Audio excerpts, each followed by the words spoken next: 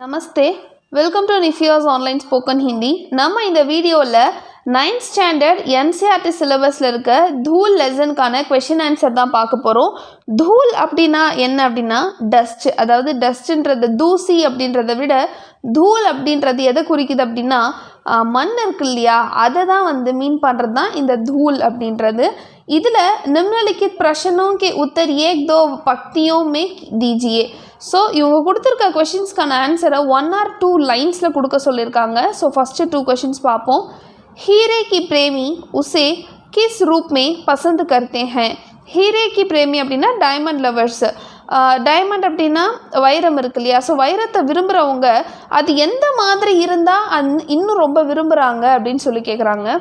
நம்மளை பொறுத்த வரைக்கும் டைமண்ட் எப்படி இருக்கணும், பார்த்த உடனே அப்படியே நல்லா பளபளன்னு இருக்கணும், நம்ம கண்ணு கூசணும், அதாவது அவ்வளோ ஒரு மாதிரி டேஸ்லிங்காக இருக்கணும் அப்படின்னு சொல்லி நம்ம அப்படி இருந்தால் தானே அது நம்ம வைரக்கல் அப்படின்னு சொல்லி பார்ப்போம். ஸோ அதே தான் हीरे के प्रेमी उसे साफ सुथरा खरादा हुआ और आंखें में चकाचौंध पैदा करता हुआ पसंद करते हैं. हीरे की प्रेमी ஸோ டைமண்ட் லவர்ஸ் எல்லாமே அதை சாஃப் சுத்ரா கராதா ஹுவா, அதாவது பார்க்கவே ரொம்ப நல்லா க்ளீனாக ரொம்ப நேர்த்தியாக செதுக்குற மாதிரி இருக்கணும்.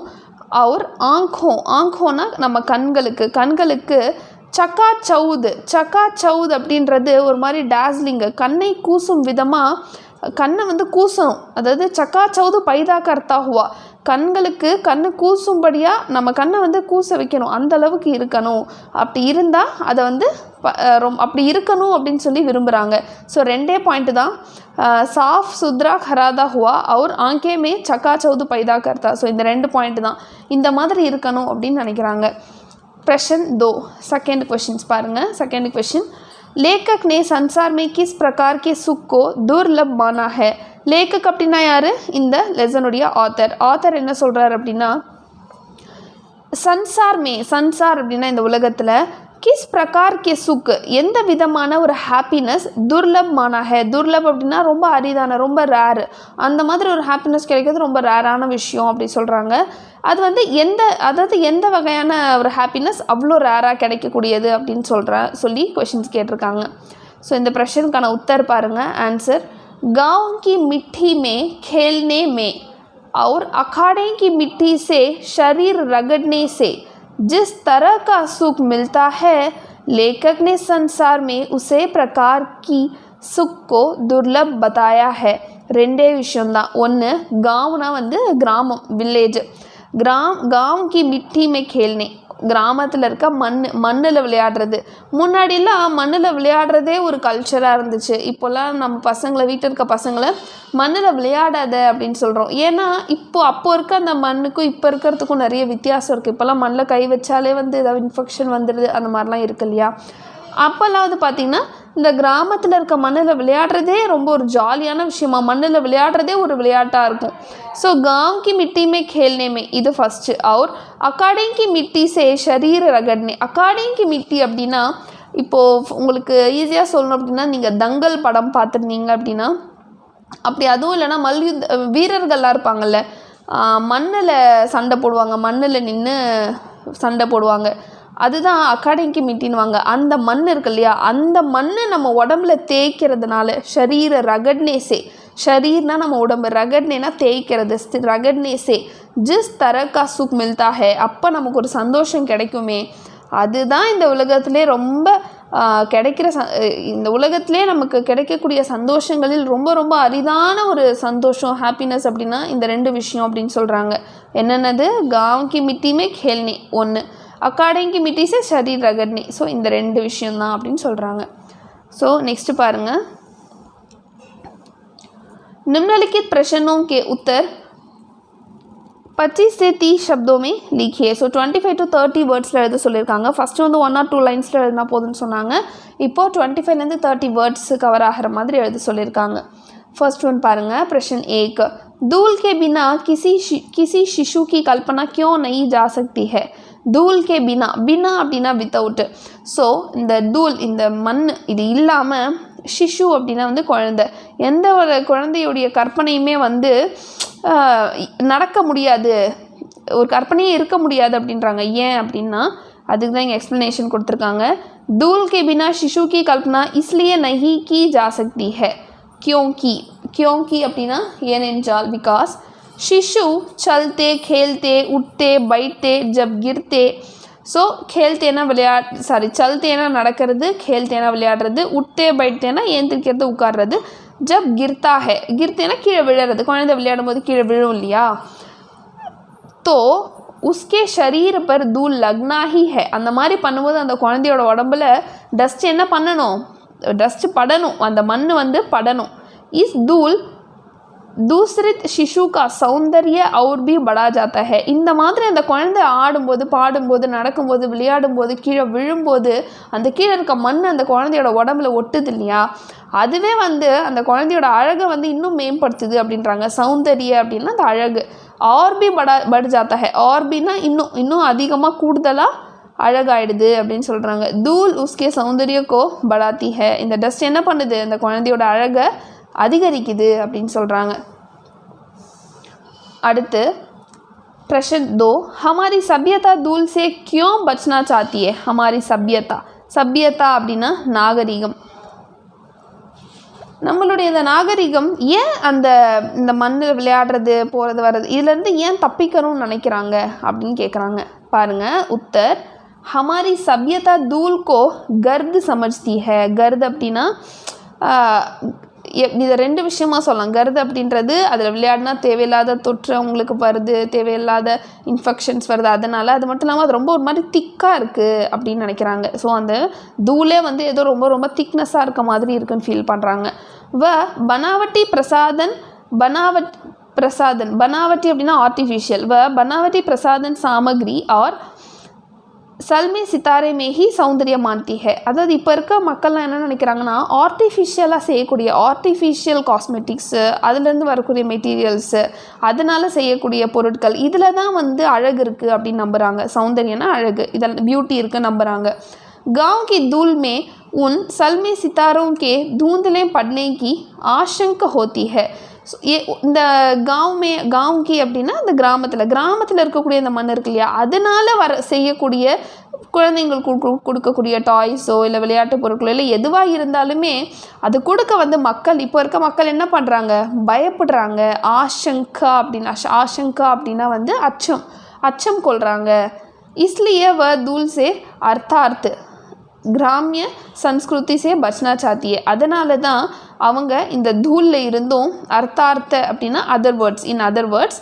அதாவது அப்படின்னு சொல்கிறாங்க நம்ம இங்கிலீஷில் சொல்லுவோம்ல இன் அதர் வேர்ட்ஸ் அப்படின்னு அதுதான் அர்த்தார்த்த கிராமிய சன்ஸ்கிருதி சே கிராமத்து கல்ச்சர்லேருந்து கிராமிய கலாச்சாரத்திலேருந்து தப்பிக்கணும் அப்படின்னு நினைக்கிறாங்க ஸோ ஃபஸ்ட்டு திங் என்னென்னா बनावटी प्रसाधन सामग्री இதை நோட் பண்ணிக்கோங்க ஆர்டிஃபிஷியலாக செய்யக்கூடிய விஷயங்களுக்கு இவங்க நிறைய முக்கியத்துவம் கொடுத்து அதுதான் அழகுன்னு நம்புகிறாங்க இது வந்து நேச்சுரலாக இந்த கிராமத்துலேருந்து கிடைக்கக்கூடிய விஷயங்கள் எதுவும் நீங்கள் அவங்க குழந்தைங்களுக்கு கொடுக்கணும் அப்படின்னா அவங்க பயப்படுறாங்க அதனாலேயே அவங்க வந்து இந்த கல்ச்சர்லேருந்து தப்பிக்கணும் அப்படின்னு நினைக்கிறாங்க அப்படின்னு சொல்லியிருக்காங்க நெக்ஸ்ட்டு தேர்ட் ப்ரெஷன் பாருங்கள் அடுத்து प्रश्न 3 थर्ड क्वेश्चन अखाड़े की मिट्टी की क्या विशेषता होती है अखाड़े की मिट्टी அப்படின்னா என்னென்னா நம்ம ஆல்ரெடி பார்த்தோம்ல போர் வீரர்கள் அவங்கெல்லாம் வந்து அந்த மல்யுத்தம் மண்ணில் விளையாடுவாங்க இல்லையா அது வந்து நம்மளுடைய ட்ரெடிஷ்னல் கேம் ஒன்று தங்கல் மூவியில் பார்த்துருப்போம் நம்ம ஸோ அந்த மண்ணில் என்ன ஸ்பெஷாலிட்டி இருக்குது அப்படின்னு சொல்லி கேட்டிருக்காங்க விசேஷ்தா அப்படின்னா என்ன ஸ்பெஷாலிட்டி இருக்குதுன்னு கேட்டிருக்காங்க உத்தர் अखाड़े की मिट्टी कोई साधारण मिट्टी नहीं होती है அந்த अखाड़े की मिट्टी அங்கே இருக்கக்கூடிய அந்த மண் இருக்கு இல்லையா அது சாதாரணமான மண் சும்மா நம்ம இந்த தெருவில் ஓரத்தில் அங்கே இங்கே இருக்கு இல்லையா மண் அந்த மாதிரி சாதாரண மண் கிடையாது यह तेल और मच्छे से सिंचाई गई वह मिट्टी होती है जिसे देवताओं पर चढ़ाया जाता है இங்கேருந்து எதை மீன் பண்ணி இவங்க சொல்லியிருக்காங்க அப்படின்னா களிமண் இருக்கு இல்லையா கிளேன்னு சொல்லுவோம் நம்ம அதில் நம்ம சின்ன வயசில் இருக்கும்போது நிறைய இந்த களிமண்ணில் வந்து நிறைய பொம்மைகள், அதில் நிறைய சொப்பு சாமான் அந்த மாதிரிலாம் நிறைய செஞ்சுருப்போம். அதுவுமே வந்து ஸோ மண்ணிலே வந்து நிறைய டைப் இருக்குது. சாண்டி சாயில் இருக்குது, க்ளே சாயில் இருக்குது, சாண்டி லோம் இருக்குது. ஸோ சாயில்ஸ்லேயே நிறைய டைப் ஆஃப் சாயில் இருக்குது. அந்த மாதிரி இந்த அகாடமிக் மிட்டின்றது ஒன்று இந்த போர் வீரர்கள் இருக்காங்களே அவங்க விளையாடுறதுக்காக பயன்படுத்தக்கூடிய ஒரு இடத்துல இது பண்ணாங்கன்னா அது ஒரு வகையானது. இப்போ இந்த இடத்துல இவங்க எதை சொல்கிறாங்க அப்படின்னா, இப்போ வந்து நம்ம சிலைகள்லாம் வந்து அப்போ அந்த காலத்துலலாம் வந்து பார்த்திங்கன்னா இந்த ரொம்ப களிமண்ணான அந்த சிலைகளுமே வந்து முன்னாடிலாம் செய்வாங்க. அதை பேஸ் பண்ணி சொல்லியிருக்காங்க. தேல் ஒரு மச்சே சே சிஜாய் கை, தேல்னா ஆயிலு, மச்சேனா இந்த இடத்துல எதை மீன் பண்ணுறாங்கன்னா அதை நம்ம ப்ரிப்பேர் பண்ணுறதுக்கு பயன்படுத்தக்கூடிய ஒரு பொருள். से सिजाई गई वह मिट्टी होती है जिसे देवताओं पर चढ़ाया जाता है. தேவதாவும் அப்படின்னா இந்த இடத்துல வந்து கடவுள், காட்ஸ் அவங்கள குறிக்கிறாங்க. यह मिट्टी शरीर को बलवान बनाती है. அது மட்டும் இல்லாமல் இந்த மண் என்ன பண்ணுதுன்னா நம்மளுடைய உடம்பை வந்து ரொம்ப ஸ்ட்ரென்த் பண்ணுது. युवा इस मिट्टी पर निर्वद्व भाव से लेटकर ऐसा महसूस करता है मानो वह विश्व विजेता है. இந்த மண்ணை தான் யூத்லாம் இருக்காங்க இல்லையா, ஸோ யூத்னால் வந்து யங்ஸ்டர்ஸ் அவங்க என்ன பண்ணுறாங்கன்னா நிர்வத்வ பாவ்சே, நிர்வத்வ அப்படின்னா இந்த இடத்துல எதை மீன் பண்ணுது, இந்த நிர்வத்வ அப்படின்றது அன்கான்டெஸ்டட், அதாவது அந்த நம்ம ஒரு சில எக்ஸ்ப்ரெஷனை வெளிப்படுத்தவே முடியாது இல்லையா, அந்த மாதிரி அந்த மண்ணில் நம்ம மேலே அந்த மண் நம்ம மேலே பட்டாலோ நம்ம அங்கே அந்த மண் இருக்க இடத்துல நம்ம இருந்தாலோ அந்த ஒரு பாவ் அப்படின்றது எக்ஸ்ப்ரெஷன், அந்த எக்ஸ்ப்ரெஷனை வந்து நம்மளால் வந்து வெளிக்காட்ட முடியாது. ஆனால் அது நம்மளால் என்ன பண்ண முடியும், உணர முடியும். மஹசூஸ் கர்த்தா ஹே அப்படின்னா அதை நம்மளால் ஃபீல் பண்ண முடியும். மானோ வ விஸ்வ விஜேதா ஹே, மானோ நம்ம என்ன ஒத்துக்கணும் அப்படின்னா அது வந்து ஒரு பெரிய ஒரு கிராண்ட் சக்ஸஸாக வந்து நினைக்கிறாங்க. இப்போ இருக்கவங்க யாருமே நம்ம இதை ஃபாலோ பண்ணுறது கிடையாது. ஆனால் முன்காலத்தில் நம்ம பெரியவர்கள், நம்ம முன்னாடி இருந்த முன்னோர்கள் எல்லாமே வந்து இந்த மாதிரி விஷயங்களை ஃபாலோ பண்ணியிருக்காங்க. அடுத்து प्रश्न 4 பாருங்கள். श्रद्धा भक्ति स्नेह की व्यंजना के लिए दूल सर्वोत्तम साधन किस प्रकार है. இந்த இடத்துல ஸ்ரத்தா அப்படின்றது அட்மிரேஷன், போற்றுதல், பக்தி அப்புறம் ஸ்னேஹ்னா வந்து லவ், பாசம். ஸோ இது எல்லாத்தையுமே வந்து வியஞ்சனா அப்படின்னா வந்து இது இப்போ இவ்வளோ விஷயம் இருக்குது இல்லையா, இந்த ஸ்ரத்தா பக்தி ஸ்னேஹி வியஞ்சனா கேலியே தூள் சர்வோத்தம் சாதனை, இது எல்லாத்துக்குமே வந்து இந்த தூள் அப்படின்றது எப்படி ஒரு பெஸ்ட் ரிசோர்ஸாக இருக்குது, எந்த வகையில் இருக்குன்ற மாதிரி கேட்டிருக்காங்க. श्रद्धा भक्ति और स्नेह प्रकट करने के लिए धूल सर्वोत्तम साधन है. இந்த 3 விஷயங்களையும் நம்ம வெளிப்படுத்துறதுக்கு தூள் வந்து ஒரு பெஸ்ட் ரிசோர்ஸ் அப்படின்னு சொல்லியிருக்காங்க. कोई योद्धा या विदेशगत मनुष्य अपने देश में लौटकर पहले उसकी धूल को माथे पर लगाता है. கோயி யோத்தா யா விதேஷ்கத், யோத்தா அப்படின்னா போர் வீரன், விதேஷ்கத் அப்படின்னா அதாவது நம்ம ஊருக்காரன் தான் வெளிநாட்டுக்கு போயிட்டு வருவான்ல அவங்க, விதேஷ்கத் மனுஷிய வெளிநாட்டுக்கு போயிட்டு வரவங்களா இருக்கட்டும், இல்லை இங்கே வரக்கூடிய ஃபாரினர்ஸாக கூட இருக்கட்டும். விதேஷ்கத் அப்படின்னா வந்து வெளிநாட்டில் இருக்கவங்க, அவங்க இங்கே வந்தாலுமே மனுஷியா அப்னே தேஷ்மே லவுட்கர், தங்களுடைய நாட்டுக்கு தன்னுடைய தாய்நாட்டுக்கு திரும்ப வரும்பொழுது, லவுட்கர் அப்படின்னா returning to their own country, பலே உஸ்கி தூல் கோ தாய்நாட்டுடைய அந்த மண்ணை எடுத்து மாத்தே பர் லகாத்தா ஹே, மாத்தே அப்படின்னா தன்னுடைய ஃபோர்ஹெட், தன்னுடைய நெத்தியில் வந்து முதல்ல தடவுவாங்க. நம்மளே நிறைய மூவிஸ்லலாம் பார்ப்போம், இந்த நம்ம கபடி விளையாடுறதா இருக்கட்டும், இல்லை நம்ம ஊருக்குள்ளே என்ட்ராகதா இருக்கட்டும், நீங்கள் பழைய படங்கள்லாம் பார்த்தீங்கன்னா தெரியும், நான் ஃபஸ்ட்டு அந்த ஊர் மண்ணை எடுத்து தான் என்ன பண்ணுவோம், நெத்தியில் இது பண்ணுவாங்க, நெத்தியில் வந்து வச்சுப்பாங்க. இஸ் பிரகார் வ அப்னி தர்த்தி கே பிரதி अपनी श्रद्धा प्रकट करता है. इस प्रकार இந்த வகையில் தான் தன்னுடைய அந்த பூமியை வந்து அவங்க போற்றுதலாக இது பண்ணுறாங்க அப்படின்னு சொல்லியிருக்காங்க. ஸோ இந்த மாதிரி தான் 2 விஷயந்தான். ஸோ வெளிநாட்டில் இருக்கவங்க தன்னோட தாய்நாட்டுக்கு வந்தாலும் சரி, இல்லை ஒரு போர் வீரனாக இருந்தாலும் சரி, தன்னுடைய அந்த தாய்நாட்டில் அந்த ஊரில் இருக்கக்கூடிய மண்ணை என்ன பண்ணுவான், எடுத்து அவனுடைய நெற்றியில் தடவுவான். இந்த வகையில் தான் அவங்க வந்து தன்னோட அந்த மண்ணுக்கு வந்து இவ்வளோ முக்கியத்துவம் கொடுத்து அவங்க வெளிப்படுத்துகிறாங்க அப்படின்னு சொல்லியிருக்காங்க. அடுத்தது 5th प्रश्न 5. इस पाठ में लेखक ने नागरिक सभ्यता पर क्यों व्यंग्य किया है. சபியதா நாகரிக சபியதா அப்படின்னா வந்து நகரத்தில் இருக்கக்கூடிய சிட்டி லைஃப் இருக்காங்க இல்லையா, ஸோ சிட்டி லைஃப் ரிலேட் பண்ணி என்ன சொல்லியிருக்காங்கன்னு கேட்டிருக்காங்க. யார் சொல்லியிருக்காங்கன்னா लेखक ஆத்தர்.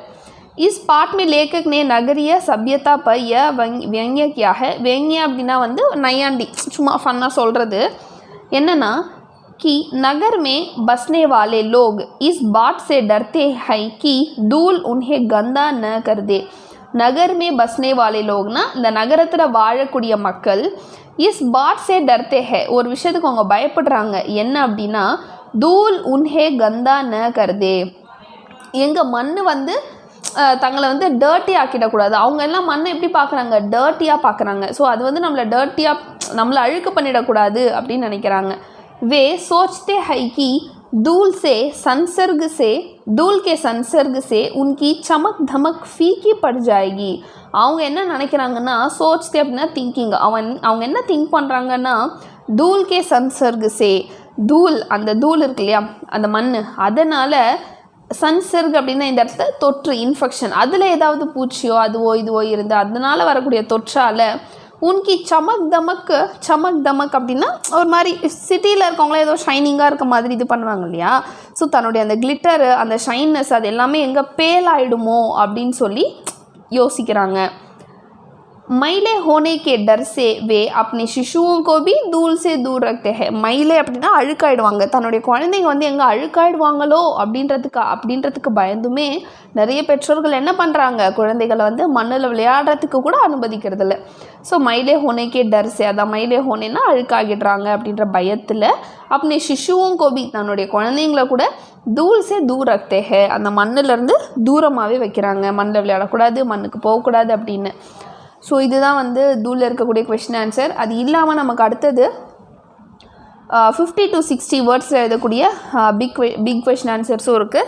நீங்கள் ஃபஸ்ட்டு இந்த 2 லிசன் பண்ணுங்கள். லிசன் பண்ணிவிட்டு எனக்கு ஒரு முறை எழுதி காட்டுங்க. அடுத்தது உங்களுக்கு இதில் எதாவது டவுட் இருந்தால் எனக்கு கமெண்ட் செக்ஷன்லேயும் கேளுங்க, இல்லை நீங்கள் கிளாஸ் ஜாயின் பண்ணி எனக்கு கேளுங்க. நீங்களும் இந்த மாதிரி செப்ரேட்டாக உங்களுடைய கோர்ஸுக்காக நீங்கள் கிளாஸஸ் எடுக்கணும் அப்படின்னு நினச்சிங்கன்னா நான் கீழே கொடுக்குற நம்பருக்கு கால் பண்ணி கிளாஸஸ் ஜாயின் பண்ணி நீங்களும் ஹிந்தி லேர்ன் பண்ணிக்கலாம். தேங்க்யூ, தன்யவாத்.